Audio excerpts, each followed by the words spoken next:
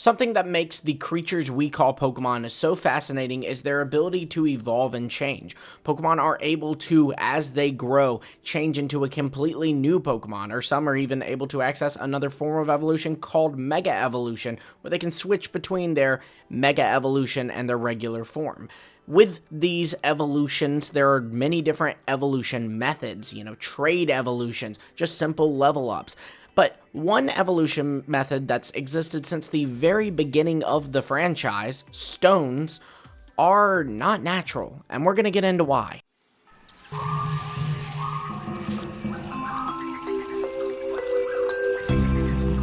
Welcome back to the post where we talk about all things Pokemon, and today we're going to be talking about stone evolution and why this is not natural. So we all know what stone evolution is, right? For those who maybe don't, this is when you can just use a stone on your Pokemon. In the anime, this is depicted simply as the Pokemon touching the stone. In fact, we even see that this is kind of like an invasive thing to the Pokemon's biology, because the Pokemon cannot just simply choose to evolve and touch the stone. The way it's been depicted a lot of the times in the anime has been, if you touch the Pokemon with a stone, whether the Pokemon wants to evolve or not, it will evolve, which is kind of horrifying when you think about it.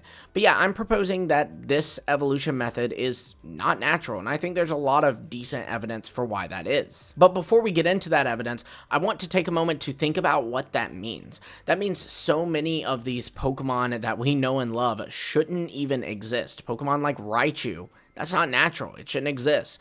Clefable, Wigglytuff, Bellossom, Sunflora, all of these Pokemon, if this theory is true, are unnatural. They are basically like artificial Pokemon almost. So the first point of reasoning for this theory is that stones come from space and they don't naturally occur on Earth. If this is the case, then that would indeed mean that, yeah, it's an invasive thing. It's not something that Pokemon naturally do, If things went the way Arceus intended, there wouldn't be these stones here. They're not from Earth. They'd be back up in space where they are, so Pikachu would never evolve into Raichu. Now, where this comes from is, first off, just the basic knowledge that at least one of these stones does indeed come from space. We know that the Moonstone comes from space. That's it. It's in the name, guys. Moonstone. Nobody's arguing that, right? You can disagree with this whole theory, but this one point is just fact. The Moonstone comes from space. And since the Moonstone comes from space, and all the other stones, the Shiny Stone, the Dawn Stone, the Leaf Stone even, the Water Stone, they all have similar properties to the Moonstone where they're able to change a Pokemon's biology, I think it's safe to assume that they very well could be from space, but there's more to this theory. So we do have Mega Evolution Stones, as I kind of mentioned in the introduction to this video. So these Mega Stones are kind of interesting in that they have different explanations for their origins. Professor Sycamore in the Kalos regions argues that Megastones were formed by the Ultimate Weapon, and he even theorizes that upon the Ultimate Weapon's firing, it was regular evolution stones, so things like the Moonstone, Leaf Stone, Water Stone, that were transformed into Mega Stones. However, over in the Hoenn region, the first Mega Evolution is said to be Mega Rayquaza, who, of course, has its own connections to space, and it's said that Mega Stones came from space. I think that there's a way for both of these theories to be true, and that is that Mega Stones maybe can come from an evolution stone, and it's just evolution stones come from space. We do see a meteorite throughout the plot of Omega Ruby and Alpha Sapphire gradually transform into a megastone. So it's not hard for me to believe that any kind of meteorite with certain properties would be able to transform into a megastone. And certainly this would be the case for meteorites from space that literally change a Pokemon's biology. So these evolution stones being able to be transformed into a Megastone, much like how the meteorite was able to be transformed into a Megastone, really makes me think that their connection would be that, yeah, they're both from some other world. And I don't think that any stone from outer space can change the Pokemon's biology, by the way. I think that it has to be a special stone. The meteorite was being studied by Team Magma or Team Aqua, depending on the version that you're playing, and obviously, evolutionary stones are pretty special in that they already change a Pokemon's biology. Furthermore, look at the kind of evolution that you see from these stones.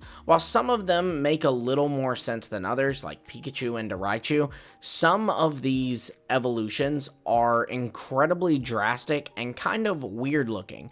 You know, it's no secret that people have always pointed out, with the Moonstone especially, that Pokemon get a more alien-like appearance, like when Jigglypuff evolves into Wigglytuff, or even when Nidorino or Nidorina evolves into Nidoking or Nidoqueen.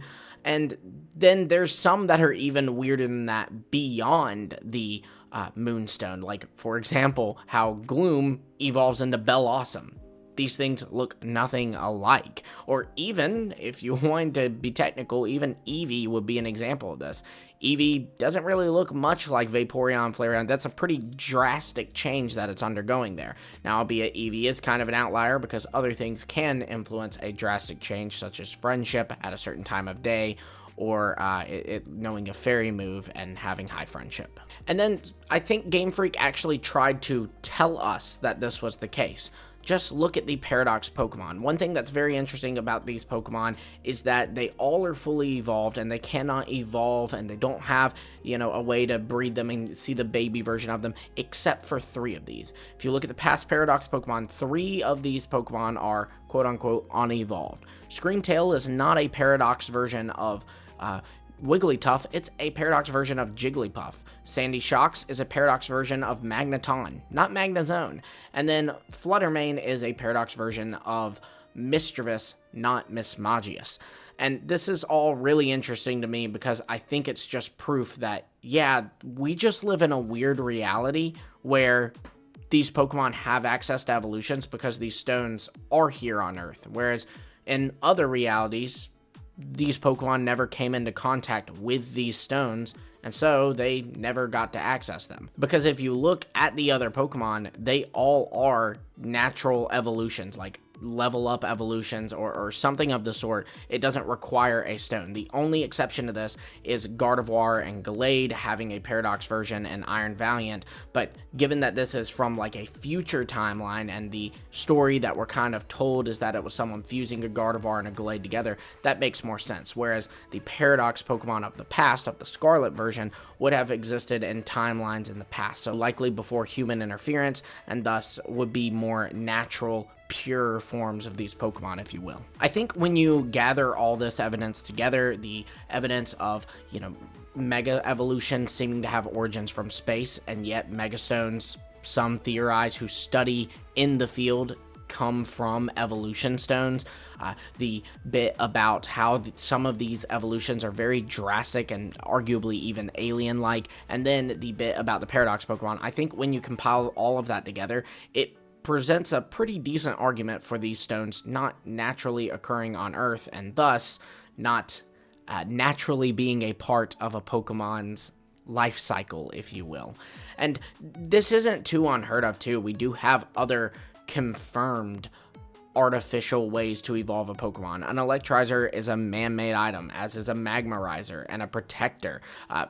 Arguably even trade evolutions, right? That is a human interference that's happening there. Heck, there's even full-on artificial Pokemon like Type Null and Mewtwo and Porygon, which also, that's another Pokemon where all of its evolution methods are from an artificial item. So it's not crazy for me to believe if humankind can invent ways to evolve a Pokemon, then sure, there could be some stuff from up there that, frankly, could change a Pokemon's biology as well. But I think this is just really fun to think about. I really appreciate these stone evolutions. I appreciate there being a diversity in ways to evolve Pokemon. And this kind of theory to me is special because it shapes the way we should see these Pokemon, right? Like, if you look at an all-natural world, Pikachu is a fully evolved Pokemon. So is Jigglypuff, and so is Lampent, and Gloom, you know, things like that. Kirlia is not supposed to evolve into Glade, it's only Gardevoir, and that one kind of makes a lot of sense when you really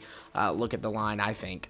But yeah, I don't know, let me know what you think of this theory. Be sure to like, subscribe, hit the bell for notifications so you don't miss any future videos that we do. Also, feel free to check out my YouTube memberships.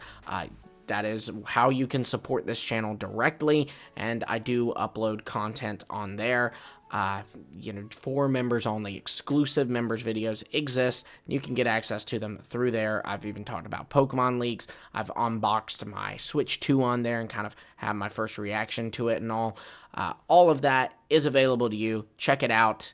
And yeah, until next time, I'll see all of you later.